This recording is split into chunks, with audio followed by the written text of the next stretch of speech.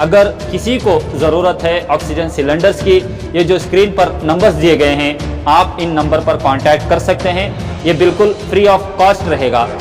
Bengaluru corona virus का मरकज़ बन चुका है। बेंगलुरु में लगातार जो कोरोना के मरीज़ हैं उनमें इजाफा हो रहा है। लोगों की कई सारे परेशानियां भी बढ़ रही हैं। कई लोगों को हॉस्पिटल में बेड्स नहीं मिल रहे हैं और कई लोग ऑक्सीजन नहीं मिल रहा है। इसी वजह से ऑक्सीजन ना मिलने के कारण कई लोग कई परेशानियों का सामना कर रहे हैं। तो इन परेशानियों को नज़र में रखते हुए बेंगलुरु के एक ट्रस्ट, रोटी चैरिटी ट्रस्ट, जो कि लगातार अपनी खिदमत को अंजाम देते आ रहे हैं, भूखों को खाना खिलाते आ रहे हैं और भी इनके कई सारे खिदमात हैं।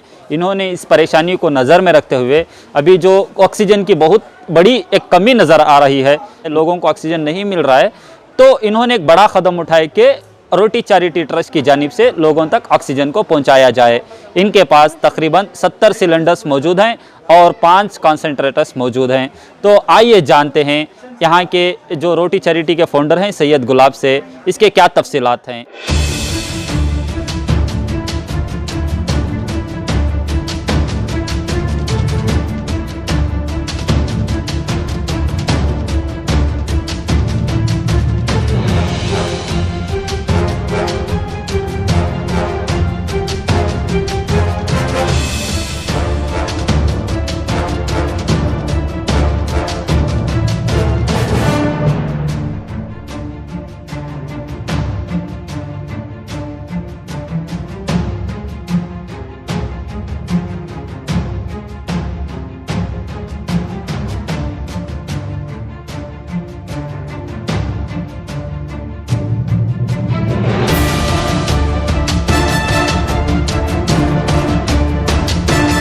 देखिए, सारी हिंदुस्तान के अंदर, सारी दुनिया के अंदर एक कोविड-19 की महामारी सारे देश के अंदर फैली हुई है। उसमें से सबसे ज़्यादा हमारे हिंदुस्तान के अंदर, क्योंकि हिंदुस्तान में पॉपुलेशन ज़्यादा है और गरीबी भी ज़्यादा है, तो वो मरते नज़र देखते हुए तो सभी लोग जानते हैं कि ऑक्सीजन की इतनी, जैसे कि भूखमरी में इतने लोग भूख से तड़प रहे हैं, आज भी इसी तरह हॉस्पिटलों में ऑक्सीजन के लिए तड़प रहे हैं। तो हमने देखा हुआ है आँखों से, क्योंकि तो हमको 300 डेली में 300-250 लोग फ़ोन करते हैं ऑक्सीजन के लिए।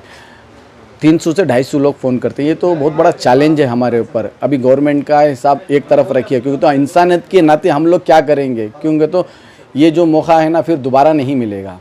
क्योंकि अभी देखिए, ऑक्सीजन की इतनी ज़रूरत है आदमी को, जैसे खाना ज़रूरी है, जैसे कि पानी ज़रूरी है, जैसा सांस लेना ज़रूरी है। अभी सांस का मतलब ये नहीं कि वो प्योरिटी ऑक्सीजन है, उसमें भी फ़िल्टर हो के बॉडी में 25% ही हमारे को ऑक्सीजन जाएगा। जो ऑक्सीजन जो बोलते हैं लिक्विड ऑक्सीजन, ये जो 95% प्योरिटी है, जो आदमी को जो खुद ही से जो सांस नहीं ले सकता, तो उसको नाक के पास में ला के जो ऑक्सीजन जो 5% जो देता है, वो खुद अपना सांस ले सकता है।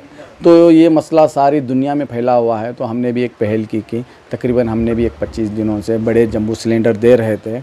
अभी आज ही तकरीबन फिर से 40 सिलेंडर छोटे आए। अभी ऐसा मसला है कि अभी पहले ऐसे फ़ोन आते थे कि बेड नहीं मिल रहे हैं, हमारे को हॉस्पिटल में बेड नहीं मिल रहे, इस तरह से फ़ोन आ रहे थे। अभी ऐसे फ़ोन नहीं आ रहे हैं। अभी हॉस्पिटल में जो पेशेंट एडमिट हैं, वो लोग डिस्चार्ज होकर बाहर आने के लिए ख़ुद उनको डॉक्टर लोग कन्विंस कर रहे हैं, उनको प्रिस्क्रिप्शन दे रहे हैं कि आप पूरा सही तौर से सही हो गए हैं मरीज़, आप घर पे जाएंगे तो तकरीबन इनको 8 दिन के लिए ऑक्सीजन में रखना चाहिए।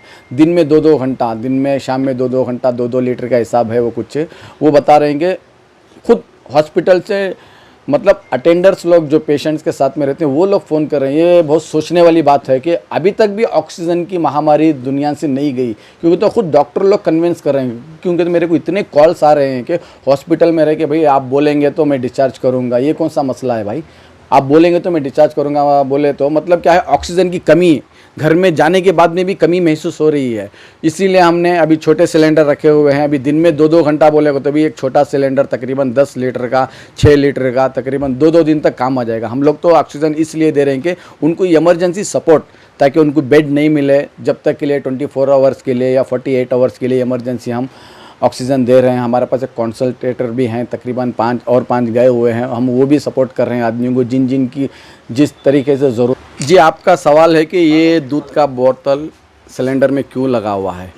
क्योंकि तो ऑक्सीजन की सारी देश में इतनी महामारी है, ऊपर से सिलेंडर भी नहीं मिल रहे हैं। सिलेंडर मिलेगा तो ऑक्सीजन नहीं मिल रहा है, ऑक्सीजन नहीं मिलेगा तो उसके साथ में जो रेगुलेटर रहता है जो सिलेंडर में फिट होने का, वो भी नहीं मिल रहा है। तो मैंने अलग स्टेट से जाके, जो आप देख रहे हैं पीछे सिलेंडर में, अलग स्टेट में जाके मैंने ये रेगुलेटर ख़रीदा। तो रेगुलेटर ख़रीदा, उसके साथ में ये फ्लो मीटर कितना रखना चाहिए डिग्री, 5, 6, 7 वो दिखाएगा। और उसका सबसे बड़ा मसला नीचे का जो फ़िल्टर, वाटर फ़िल्टर जो रहता है वो नहीं मिल रहा था, वो क्यों तो हर जगह में डिमांड है, इसलिए वो नहीं मिल रहा था। तो उसके लिए मैंने एक छोटी सी पहल की, एक दूध का बॉटल लिया मैंने, उसको एक वाशर बोल्ट नेट लगा के, ताकि लीक भी ना हो बोल के मैंने उसको अलग तरीके से शुरुआत किया, ताकि ये भी एक वाटर फिल्टर, क्योंकि तो ऑक्सीजन सिलेंडर के अंदर में जो भी है ऑक्सीजन बाहर निकलेगी, डायरेक्ट देंगे तो भी प्रॉब्लम होएगा, क्योंकि तो कुछ ना कुछ डस्ट रहेगा सिलेंडर के अंदर में। तो ये वाटर रहेगा ना, तो प्योरिटी वाटर डालेंगे तो हम लोग इसमें क्या होएगा, जो एयर निकल आएगा पानी में आएगा तो वो बबल्स होके, तो प्योरिटी जो भी डस्ट रहेगा पानी के अंदर में बैठ जाएगा, तो प्योरिटी ऑक्सीजन बाहर निकलेगा। तो मैंने इसको एक छोटी सी पहल की हुई है, वो भी सक्सेस है। जितने भी लोग लेके गए हुए हैं, थोड़ी भी 1 सेकंड 1 मिली भी लीक नहीं हुई है ऑक्सीजन। ये बहुत लोगों ने इसकी तारीफ़ की हुई है। माहौल में भी पहुँचे हैं। हालात आपसे या दुनिया वालों से छुपाने वाली कोई बात है ही नहीं है।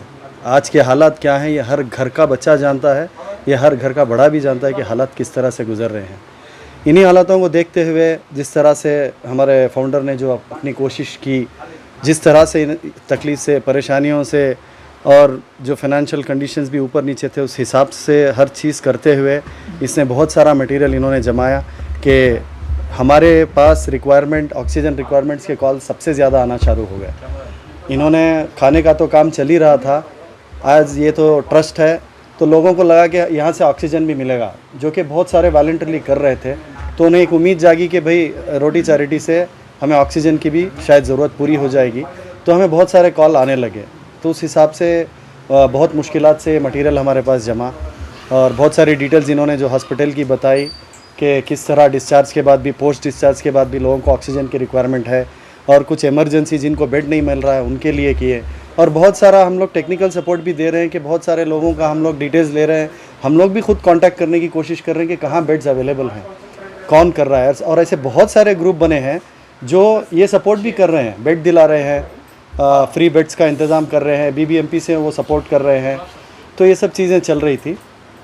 और जहाँ तक टेक्निकलिटीज़ का हिसाब है, तो हम लोगों ने बहुत अच्छी तरतीब बनाई है, जिस तरह से एक हॉस्पिटल में बनाई जाती है कि अगर हमारे पास से वो ऑक्सीजन लेते हैं तो उसके लिए हमारे पास एप्लीकेशन फॉर्म उन लोगों को भरना पड़ेगा।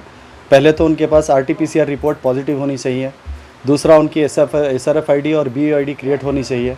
इसकी सारी डिटेल्स इंटर की जाएगी, फिर हम लोग सिलेंडर उनको दे रहे हैं। और वापस देने से पहले हम लोग डिसइंफेक्ट करते हैं, क्योंकि ये भी बहुत ज़रूरी है कि एक पॉजिटिव पेशेंट के पास से हमारी चीज़ वापस आ रही है। तो हमारे पास पूरा हम लोगों ने सिस्टम बनाया हुआ है कि जैसे ही हमारे पास हमारा सिलेंडर वापस आता है, उसको बाहर ही रख के उसको डिसइंफेक्ट किया जाता है, और जाने से पहले भी उसको सैनिटाइज़ करके भेजते हैं। तो इस हिसाब से जो है अल्हम्दुलिल्लाह